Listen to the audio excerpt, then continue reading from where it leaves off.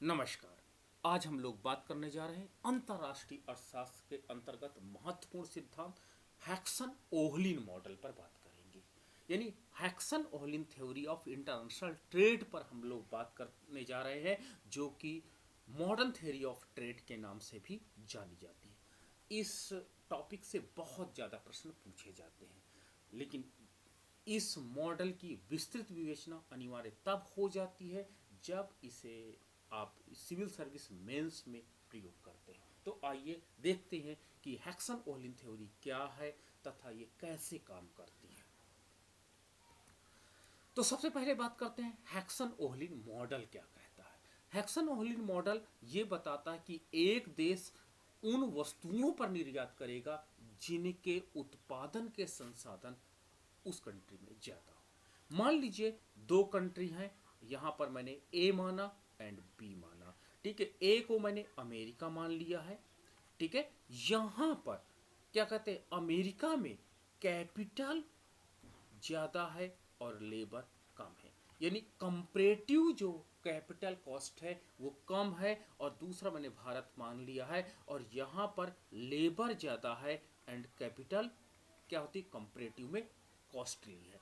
तो अमेरिका क्या करेगा, कैपिटल से निर्मित यानी पूंजी गहन वस्तुओं का निर्माण करेगा। और पूंजी गहन वस्तुओं का निर्माण करेगा क्योंकि पूंजी गहन वस्तुओं का उत्पादन अमेरिका में सस्ता होगा in the respect of labour intensive commodity. श्रम गहन वस्तुओं की अपेक्षा पूंजी गहन वस्तुएं अमेरिका अच्छे से बना सकता है, सस्ती बना सकता है, इसलिए इसके उत्पादन में वो विशिष्टीकरण करेगा तथा अंतरराष्ट्रीय स्तर पर इसका निर्यात करेगा। वहीं भारत की अगर हम बात करते हैं तो भारत में सापेक्षता श्रम सस्ता है। ठीक है, अर्थात भारत श्रम गहन वस्तु आपका एक्स वस्तु का उत्पादन सपोज दैट करता है और इसका विश्व बाजार में निर्यात करेगा। तो इस प्रकार एक देश जिन संसाधनों की उपलब्धता उन देशों में अधिक होगी, उससे निर्मित वस्तु की लागत उन देशों में कम पाई जाएगी, जिसके परिणाम स्वरूप ये देश उन वस्तुओं का अंतर्राष्ट्रीय बाजार में निर्यात करेंगे तथा जिन वस्तुओं को कंपरेटिव रूप में तुलनात्मक रूप से हम अपने देश में महंगी बनाते, उनका हम विश्व बाजार से आयात करेंगे। तो यही आपका हैक्सन ओहलिन मॉडल हो जाता है। ठीक है, इससे एच ओ हैक्सन ओहलिन मॉडल यानी एच ओ मॉडल, या इसे हम लोग 2x2x2 मॉडल के रूप में भी जान सकते हैं। इसका उपयोग व्यापार का मूल्यांकन करने के लिए किया जाता है और विशेष रूप से दो देशों के बीच व्यापार का संतुलन, जिसे अलग अलग विशेषताएं होती हैं और प्राकृतिक संसाधनों होते हैं, उसके आधार पर इसकी विवेचना यहां पर की जाएगी। आगे देखते हैं कि हैक्सन ओहलिन मॉडल यानी एच ओ जो आपका मॉडल है, इसके पीछे प्राथमिक कार्य जो किया गया था स्टॉकहोम स्कूल ऑफ इकोनॉमिक्स के एली हैक्सर द्वारा लिखित किया गया। ठीक है, 1919 में स्वीडिश रिसर्च पेपर में इसे सबसे पहले पाया गया। ठीक है, फिर इसके आगे का वर्क जो था उनके छात्र बर्टिल ओहलिन द्वारा 1933 में जोड़ा गया। ठीक है, यानी जो डेवलप किया गया हैक्सन ओहलिन द्वारा इसे डेवलप किया गया और इसमें जो मॉडिफिकेशन किए गए वो 1933 में इसमें ऐड किए गए तथा महान अर्थशास्त्री पॉल सेम्युलसन ने 1949 और 1953 में लिखे लेखों के माध्यम से मूल मॉडल का विस्तार किया। ठीक है, जो हमारे पास ये मॉडल है इसको डेवलप करने के बाद इसका जो आज हमारे पास वास्तविक रूप है उसके रूप में दिखाया गया तथा इसको साइंटिफिकली रूप में रेडी किया गया, यानी मैथमेटिकल टूल्स को लगा करके इसको रिप्रेजेंट किया गया। इसलिए कुछ लोग इसके हैक्सन ओहलिन सेम्युलसन मॉडल के रूप में भी जानते हैं। ये पॉइंट आप नोट रखिएगा। मतलब तीन अर्थशास्त्रियों का इसमें विशेष योगदान था।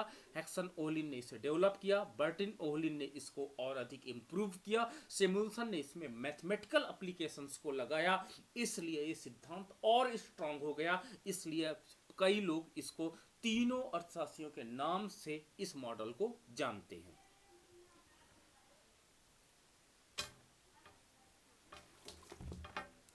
आगे हम देखते हैं कि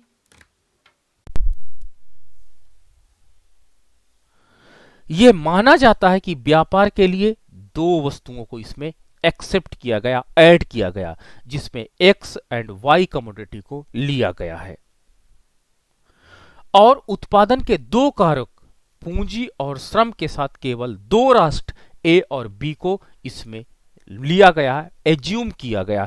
तो देखिए, ध्यान से देखिएगा, दो वस्तुएं हैं, ठीक है, आप देख सकते हो दो वस्तुएं हैं। कौन कौन सी?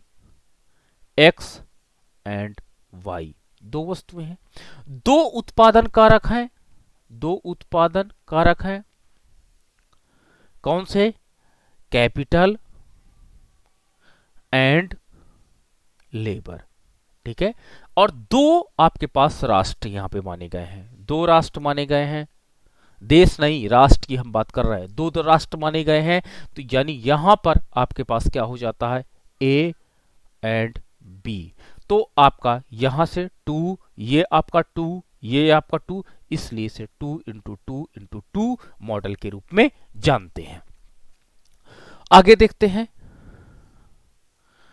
वस्तु के उत्पादन के लिए दोनों राष्ट्र एक ही तकनीक का उपयोग करते हैं और उत्पादन करके समान कारकों का उपयोग करते हैं। मतलब ऐसा नहीं कि टेक्नोलॉजी दोनों देशों में अलग है, यहाँ पे कि भारत की पूंजी बिल्कुल अलग हो जाए, अमेरिका की पूंजी अलग हो जाए। यहाँ पर यह मान लिया गया है कि दोनों देशों की पूंजी भी समान है।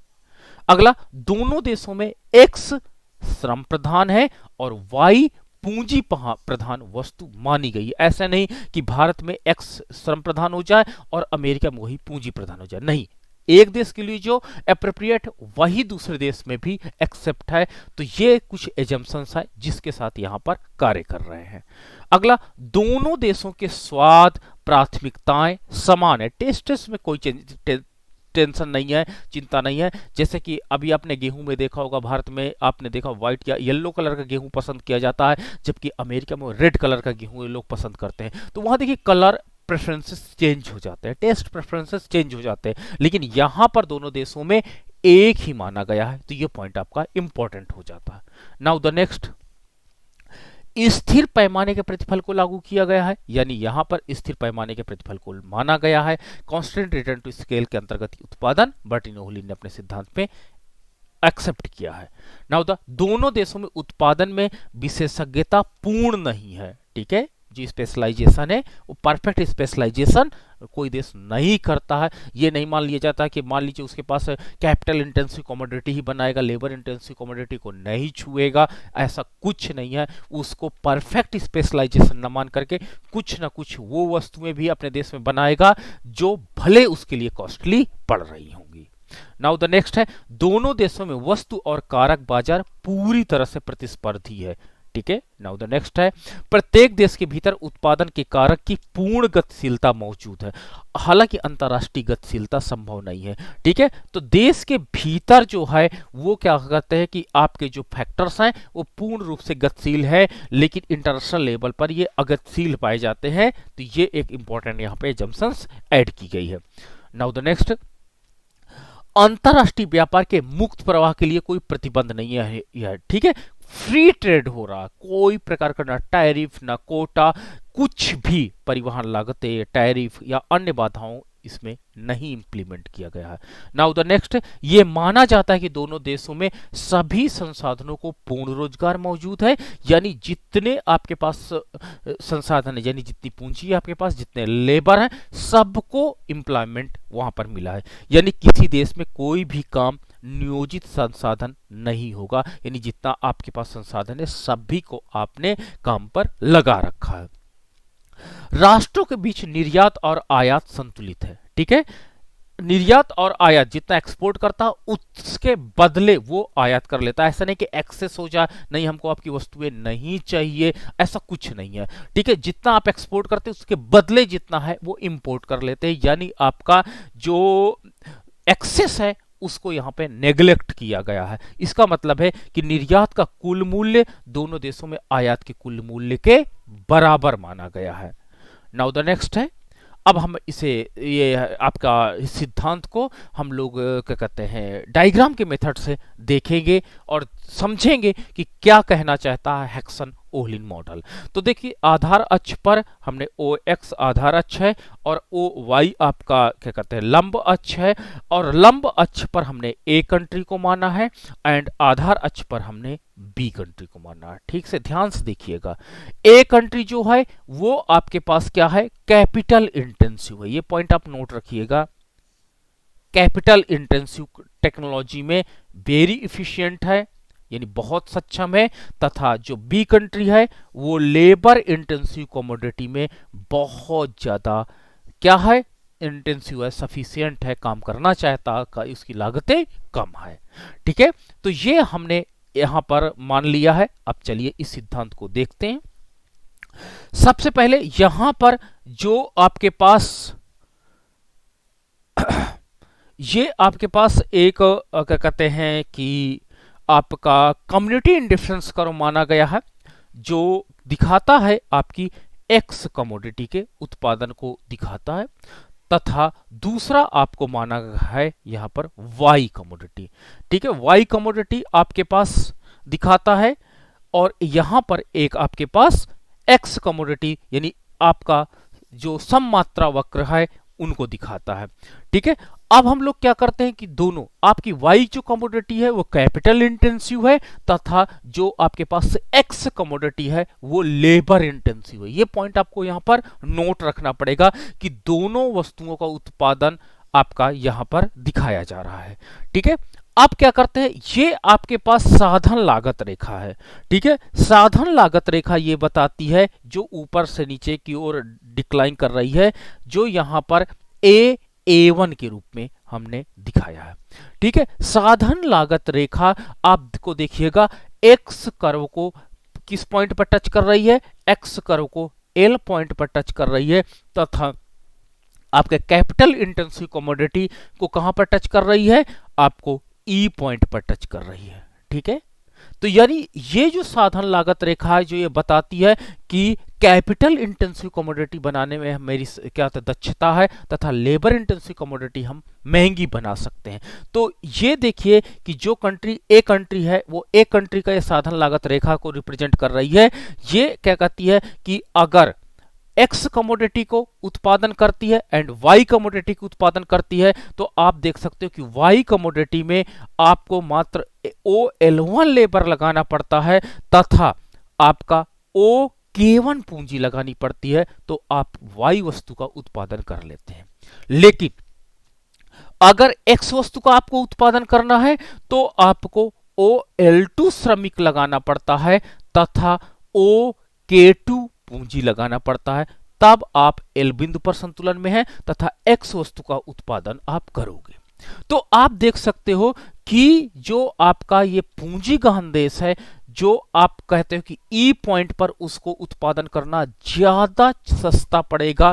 ठीक है, in the respect of L commodity, L point पर प्रोडक्शन करना, क्योंकि यहां पर क्या हो जाता है, श्रम महंगा है तथा पूंजी सस्ती है। तो एल उसके पास एक ऑप्शन है उत्पादन करने के लिए, एक ई ऑप्शन है, लेकिन एल पर उत्पादन करना उसके लिए थोड़ा सा मुश्किल हो जाएगा, क्योंकि श्रम उसको ज्यादा लगाना पड़ रहा, पूंजी कम। जो चीज उसके पास सस्ती है उसको कम लगाता है, तथा जो चीज महंगी उसको ज्यादा लगाना पड़ता है, जिससे एक्स वस्तु की लागत उसके लिए बढ़ सकती है।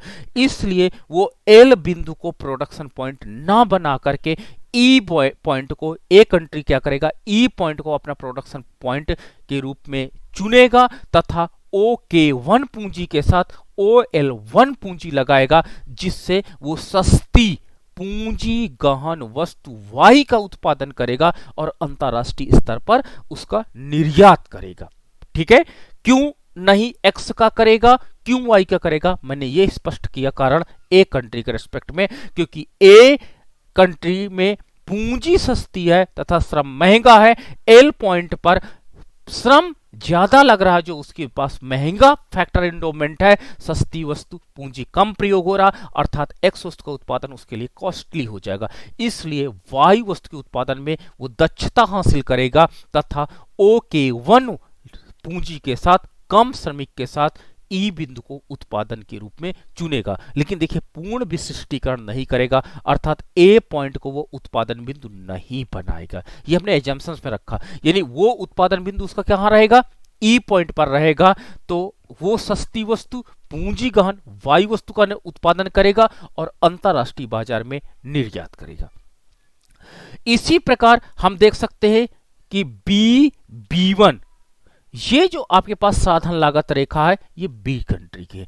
अब आप देख सकते हो कि इसकी ढाल देख सकते हो कि यहां ये ढाल हमें ये बताती है कि यहां पर श्रम सस्ता है, ठीक है, तथा पूंजी महंगी है। देखिए इसका जो आपका स्लोप है, स्लोप बताता है कि देखिए आपके पास ज्यादा श्रम और कम पूंजी को, यानी यहां पे श्रमिक सस्ता है तथा पूंजी महंगा, जो एक्स को कहां पर काट रहा है, एक्स को काट रहा है E1 पॉइंट पर, यानी वो L3 श्रम के साथ कितना आपके पास OK3 पूंजी के साथ आपका उत्पादन एक्स का करेगा, यानी जो सस्ता श्रम है उसको ज्यादा लगाता है और पूंजी जो महंगी है उसको कम लगा के E1 संतुलन बिंदु पे रहेगा, अर्थात बी कंट्री श्रम गहन वस्तु एक्स का उत्पादन करेगा और एक्स का उत्पादन करने के बाद क्या करेगा, अंतरराष्ट्रीय स्तर पर निर्यात करेगा। लेकिन अगर वो वाई वस्तु का उत्पादन करता तो चलिए हमने B1 के पैरेलल एक रेखा साधन गहन रेखा ऐसा खींचते हैं कि वो वाई कर्व को टच करे, तो हम देखते हैं कि बी देश वाई वस्तु का यदि उत्पादन करता है तो कौन सा साधन का कॉम्बिनेशन लगता है। तो जब हमने इसके पैरेलल एक रेखा खींची तो इसका हम लोग नाम दे देते हैं B2 B3 दे देते हैं। और आप देखिए कि पूंजी गहन वस्तु का अगर बी देश उत्पादन करना चाहता है तो इसका संतुलन बिंदु क्या हो जाएगा, E2 हो जाएगा। अब देखिए कि पूंजी ज्यादा उसको लगाना पड़ रहा, पूंजी उसको ज्यादा लगाना पड़ रहा है कि 4 पूंजी लगाना पड़ रहा है, जबकि उसके पास पूंजी बहुत महंगी है, ठीक है, तथा जो चीज सस्ती है उसको वो कम लगाना पड़ रहा है, L4 ही लगाना पड़ रहा है। तो L4 और OK4 पूंजी के साथ अगर वो उत्पादन करता है E2 पॉइंट पर और पूंजी गहन वस्तु बनाता है तो शायद उसके लिए बहुत महंगी पड़ेगी। तो ये आप देख सकते हो कि जो बी देश है वो E2 बिंदु पर उत्पादन करना पसंद कभी भी नहीं करेगा, ठीक है, क्यों, क्योंकि वो जो महंगा साधन है पूंजी उसकी अधिक मात्रा यहां पे लग रही है तथा जो उसके देश में सस्ता श्रम है उसकी मात्रा कम लग रही है, अतः वो इस प्रेफरेंस को कभी नहीं चुनेगा और E2 पे संतुलन पे नहीं रह करके वो संतुलन बिंदु E1 को चुनेगा, यानी श्रम गहन वस्तुओं का उत्पादन करेगा, ठीक है, जो एक्स का उत्पादन करेगा, श्रम की अधिक मात्रा जहां पर लग रही है तथा पूंजी की कम मात्रा लग रही है। उसी प्रकार ए कंट्री का हम पुनः दोहराना चाहेंगे कि ए कंट्री पूंजी प्रधान वस्तु, ये आपके पास वाई जो है वो पूंजी गहन वस्तु है, पूंजी गहन वस्तु पे स्पेशलाइजेशन करेगा ई पॉइंट पर, ना कि एल पॉइंट पर वो उत्पादन करना नहीं पसंद करेगा जहां पर श्रम की अधिक मात्रा तथा सस्ते पूंजी की कम मात्रा को लगाना पड़ रहा है, ठीक है। तो इस प्रकार ए देश एक्स वस्तु के वाई वस्तु के उत्पादन में श्रम विभाजन तथा विशिष्टीकरण करेगा, E1 उसका संतुलन बिंदु रहेगा, वाई वस्तु का निर्माण करेगा और इसको अंतरराष्ट्रीय बाजार में एक्सपोर्ट करेगा। वही आपका बी कंट्री क्या करेगा, वो एक्स कमोडिटी का उत्पादन करेगा जो श्रम गहन है तथा इसको विश्व बाजार में क्या करेगा, एक्सपोर्ट करेगा। इस तरह जो फैक्टर इन डोमेन थ्योरी एक प्रकार से है, जो हम कह सकते हैं कि हेक्सन-ओहलिन थ्योरी, ये बताती कि जिस देश में जो उत्पादन के संसाधन सस्ते होते हैं उस पर श्रम विभाजन एवं विशिष्टीकरण करेंगे तथा अन्य देश में उसका हम लोग एक्सपोर्ट करेंगे। तो ये थ्योरी यहाँ पर प्रूफ हो जाती है। तो इस तरह हम देख सकते हैं। अगर हम भौतिक रूप में श्रम गहनता की बात करते हैं तो भौतिक रूप में श्रम गहनता की बात करते हैं तो देख सकते हो कि आपके पास जो प्रोडक्शन पॉसिबिलिटी कर्व है आपका ए का AA1 है तथा बी का BB1 है। अब ये देखिए साधन लागत रेखा ऊपर वाली आप देख सकते हो साधन लागत रेखा, जो आपके पास एस टी है तथा नीचे वाली साधन लागत रेखा जिसको आप के आर कह सकते हो, तो दोनों की ढाल अलग अलग है। तो यानी जो बी कंट्री है वो आपका उत्पादन बिंदु उसका एफ रहेगा तथा ए कंट्री का जो उत्पादन बिंदु है वो ई पॉइंट पर करेगा, क्योंकि साधन लागत रेखा उनको इस पॉइंट पर स्पर्श कर रही हैं और यहां पर वो उत्पादन करेंगी। तो इस प्रकार हमारे पास जो ये हैक्सन ओहलिन सिद्धांत है ये प्रूफ हो जाता है कि एक देश उस वस्तु के उत्पादन में विशिष्टीकरण करेगा जिन वस्तुओं के उत्पादन के संसाधन यानी श्रम या पूंजी उनके देश में सस्ते होंगे, तथा उस वस्तु का आयात करेगा जिनके उत्पादन के संसाधन यानी श्रम तथा पूंजी महंगे होंगे, उनका वो आयात करेगा। तो यही हमारे पास हैक्सन ओहलिन थ्योरी हो गई है, यानी न्यू इंटरनेशनल ट्रेड थ्योरी हो गई है। So much, thank you.